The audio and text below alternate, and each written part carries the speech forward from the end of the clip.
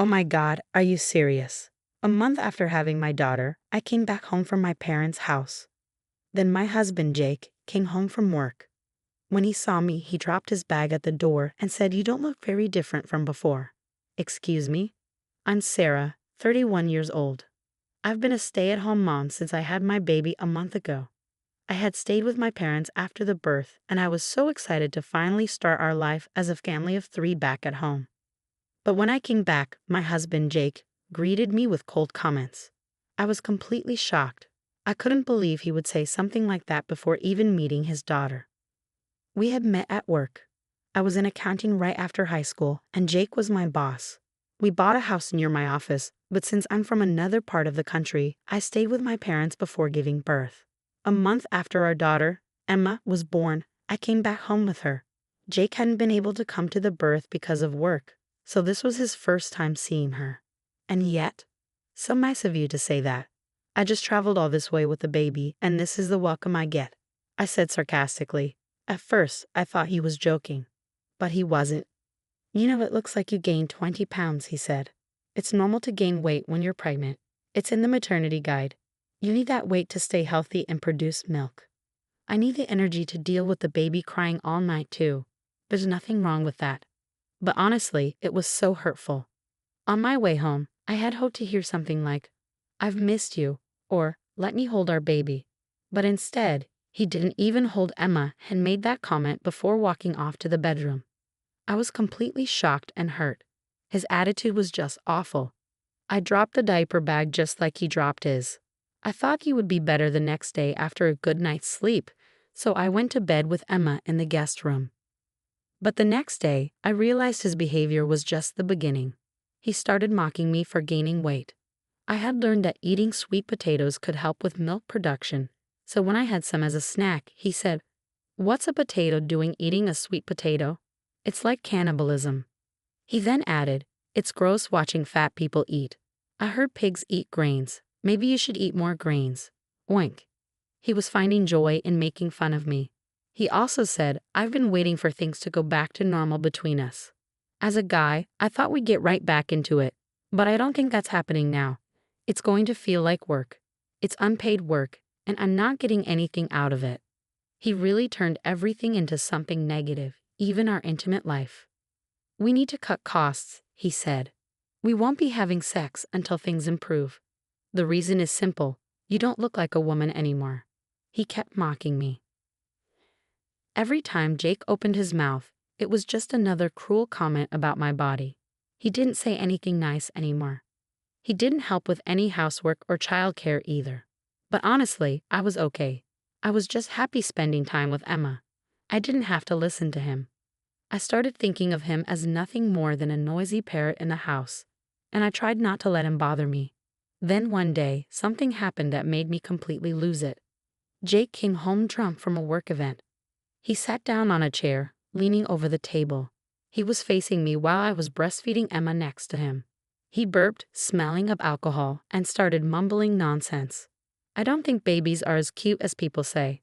Emma's kind of bald, her skin's all red, and all she does is make weird noises," he said. "What are you talking about?" I asked, shocked. "I'm just being honest. People pretend babies are cute, but they don't really think that," he mumbled. He kept going. "As an accountant, I've got an analytical view of things."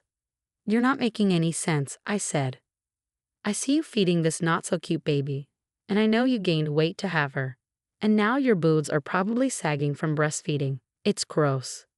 "What the hell is wrong with you?" I shouted. "I can't see you as anything but that. I can't sleep with someone who looks like that. It's like being with a different species." Then, without warning, he grabbed my hand and dragged me, with Emma in my arms, into the guest room.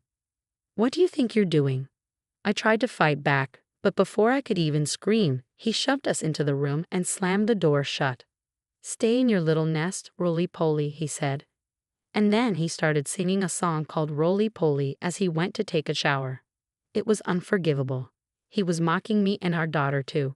Even if he was drunk, it was completely out of line. I was furious, but I stayed quiet, nursing Emma in the dark room, and went to bed. The next morning, when I opened the door, my anger flared up again. It wasn't just because Jake had left his clothes all over the floor or the used glass on the table. I saw a paper taped to the door of the bedroom I had been shoved into. It said, "Roly-Poly's room." The handwriting was messy, and I knew it was Jake's. I couldn't believe it. That was it. I wasn't going to forgive him for this. Right then and there, I started planning my revenge. The first step was to reinvent myself. I put the Roly-Poly's room sign in my new bedroom. I wanted to look at it every time I felt like giving up. On the opposite wall, I put up a poster of Jennifer Lopez. I had always been a fan of hers. She had amazing style, and she made me want to be like her. It would keep me motivated. And that was the start of my long-term revenge plan in the Roly-Poly's room. There were plenty of workouts I could do at home. I started standing on my toes while moving around the house. Whenever I wanted to sit down, I did squats instead. I did squats while doing laundry, brushing my teeth, and crunches after each feeding. My midwife had told me that postpartum body fat is easier to burn, and she was right. My weight dropped quickly. As Emma got older, I even put her on my stomach during sit-ups, and she laughed every time my face came near hers. I worked on strength training and diet while taking care of her. Before I knew it, I was back to my pre-baby shape. I sweated a lot during workouts, so I kept wearing the tracksuits I wore right after childbirth, just with an elastic waistband instead. I didn't care to dress up for Jake, and of course, I didn't wear makeup either. Jake had nicknamed me Roly-Poly, but he didn't even notice my changes because I kept wearing the same clothes. He wasn't paying attention to me anyway. The second step was to bring Jake down. If I wanted to rise, I had to make him look worse. I started to fatten him up. Since his office didn't have a cafeteria, I made him high-carb lunches with meat and fried food. For dinner, I tempted him with his favorite foods, like pizza and fried chicken, since he usually came home around 9 p.m. I had dinner with Emma at 6 p.m., and my meals were made up of mostly vegetables and a little meat. I minimized my carbs by substituting cauliflower and tofu. It helped me feel less stressed about not having rice or bread. If I ever felt hungry, I'd wait 10 minutes and the hunger would pass. If it didn't, I'd look at myself in the mirror and then at my GLO poster, and the hunger would turn into guilt, helping me control my appetite. I knew that wasn't enough, so I started posting on social media. Every day, I took a picture of my bare belly before I showered. I posted the picture and the exercises I was doing under the handle Sarah at Home Diet. 4 years passed and Emma started preschool. Jake began paying more attention to her once she could talk. But I wasn't ready to forgive him for everything he'd said when I gave birth. I had been holding onto my anger for those 4 years, especially since he had called me Roly-Poly. Once Emma started preschool, I began working part-time at a local fitness club. I was a receptionist and cleaner, but being around health-conscious clients kept me motivated. It felt even better when clients told me, "You look amazing. You're so toned." I was sure I had reached my goal. It was time. I decided I was going to get back at Jake for everything over the past 4 years. I arranged a meeting for Tuesday at 1 p.m. The place was a cafe his parents owned in the city center. It was always crowded thanks to being featured by influencers. They hadn't seen Emma since she was a baby, so I decided to bring her. I was told that Tuesday afternoons were usually slower, and it was easier for them to take a break. They planned to leave the cafe to the staff and spend some time with Emma for the first time in a while. Jake had to work in the morning but took the afternoon off to meet us there. After sending him the message, I took my time getting ready. I carefully applied my makeup and straightened my hair. Normally, I just tied it in a messy knot at home. But today, I made it shiny and sleek. I drew on my eyebrows since they were usually barely there, and instead of my usual tracksuit, I put on a fitted dress. It was a size 6. I wasn't going to let Jake call me Roly-Poly anymore. I purposely arrived at the cafe 10 minutes late. I had already received a text from Jake saying he was there. "You're late. Roly-Poly moves slowly," it said. There was another text when I got to the cafe entrance. Snap. I took a screenshot and put my phone in my bag. I took a deep breath and straightened my shoulders. The door made a sound as Emma and I walked in. My mother-in-law, Lori, saw us first. "You're here," she said, smiling wide. "Oh, it's so nice to see you, Sarah. I missed you. And you too, Emma." "It's been a long time, Lori," I said, kissing her on the cheek. "Let's talk in the back. Jake's already here. Oh, look at you, sweet little bee. She was more focused on playing with her granddaughter than helping the customers. She turned to the staff and asked them to take over. When I walked to the back and saw Jake, he turned around when he heard my footsteps. "How long do you make me wait, Rolly?" he said. But when he saw me, he froze. His eyes went wide, his nostrils flared, and his jaw dropped. I honestly thought his face might break from how wide he opened everything. He just stared at me. "Hi, Jake," I greeted him, keeping my tone distant. "Emma looks so sweet and beautiful, just like you, Sarah," Lori said, joining us with 5 slices of tiramisu, the cafe's bestseller. There was an awkward silence, so I spoke up. "You seem lost for words." "Oh well."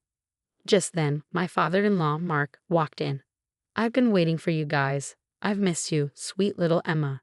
His parents gathered around Emma, smiling and playing with her. Jake, on the other hand, forced a tight smile. Well, of course, she got our genes. The tension was building. Without hesitation, I replied, "Well, it's you and Roly-Poly's baby, right?" Jake froze, and his parents stopped playing with Emma. "What did you just say?" Lori asked, confused. "Roly-Poly.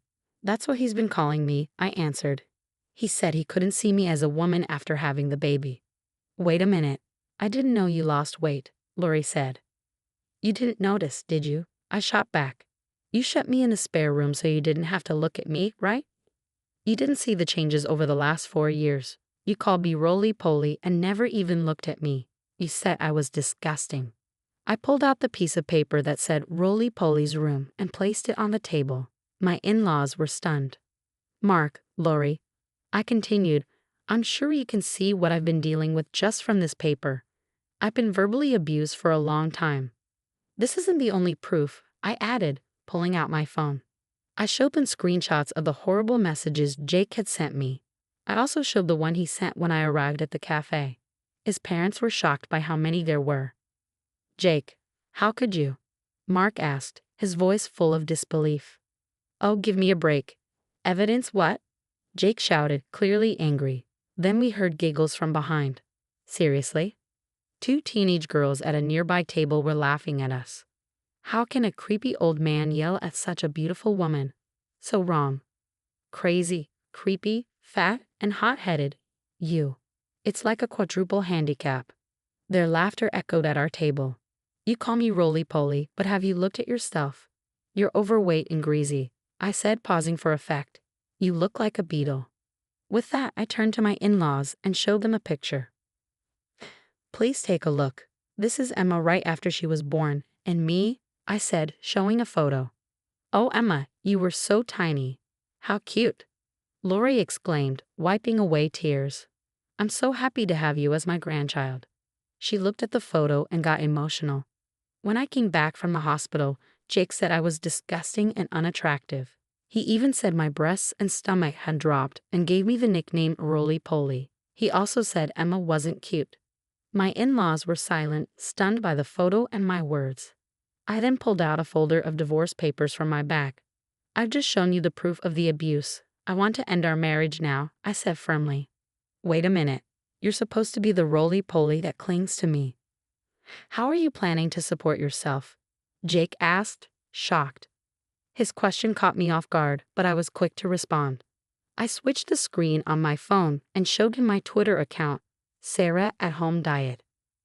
"I have over 10,000 followers," I said. I showed the comments below my posts. "Wow, you can tone up so much at home. You're giving all housewives hope. You look amazing. I admire you."